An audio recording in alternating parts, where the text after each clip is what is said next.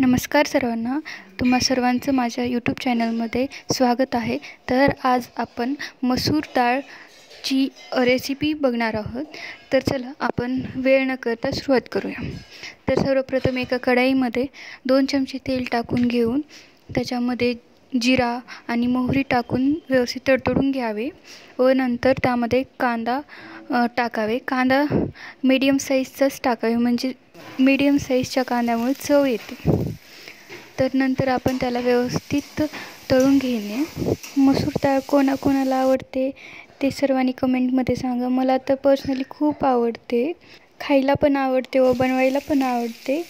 मीच बनवते ही भाजी कधीही, आणि ही मी बनवलेली मसूर डाळची भाजी माझ्या घरच्या सर्वांनाच आवडते.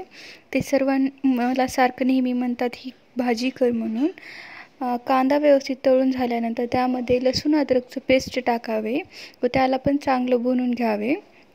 ते व्यवस्थित तळून घेतल्यानंतर त्यामध्ये कोथिंबीर आणि कढीपत्ता टाकून घ्यावे व व्यवस्थित त्याला पण तळून घ्यावे. फोडणीमध्ये कढीपत्ता कोथिंबीर टाकलं की त्याचं स्वाद वेगळा असतो, म्हणून त्यामध्ये कधीही फोडणीमध्येच टाकावे.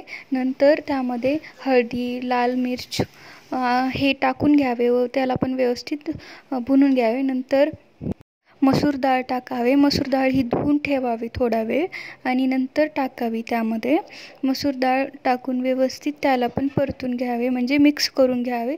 ते एकजीव होऊन सर्व मिरची वगैरे मिक्स होते व नंतर त्यामध्ये गरम पाणी करून टाकावे. पण पाणी हे आपल्याला जेवढ्या क्वांटिटीमध्ये करायचं आहे, म्हणजे त्याचा रस्सा किती करायचा आहे त्यावर डिपेंड असतं. त्याच्यामुळे ते आपण आपल्याप्रमाणे टाकावे व त्याला व्यवस्थित उकळून घ्यावे. जर पाणी कमी वाटत असेल तर आणखीन पाणी टाकावे आपल्याप्रमाणे व त्याला व्यवस्थित मिक्स करून घेणे. मिक्स करून घेतल्यानंतर मीठ टाकून घेणे. मीठ हे चवीनुसार टाकावे. मीठ कधीही शेवटी टाकावे, म्हणजे आपल्याला त्याचं प्रमाण कळतं म्हणून. नंतर त्याला उकळी येऊपर्यंत फुल गॅसवर ठेवावे. फुल गॅसवर ठेवल्याने लवकर शिजते भाजी. तर फुल गॅसवर आपण 1 मिनिट ठेवावे. नंतर ते फुल गॅसवर शिजली ना थोडा वेळ बारीक गॅस करून त्याला ठेवावे व नंतर भाजी शिजत आली आहे का नाही हे चेक करावे. भाजीला उकळी येऊपर्यंत बघावे. नंतर आपल्याला जेवढा रस्सा ठेवायचा आहे तोपर्यंत भाजी शिजवावे आणि नंतर बंद करावे. जर तुम्हाला सुकी भाजी करायची असेल तर पूर्ण पाणी हटोजुकनं ते गॅसवर तसंच उकळू द्यावे आणि आपण व्यवस्थित त्याला मिक्स करून एक वेळेस बघावे. आणि भाजी करत करत थोडंसं बाहेरचं वातावरणाची पण मजा घ्यावी आणि आपण पण ते एन्जॉय करावे.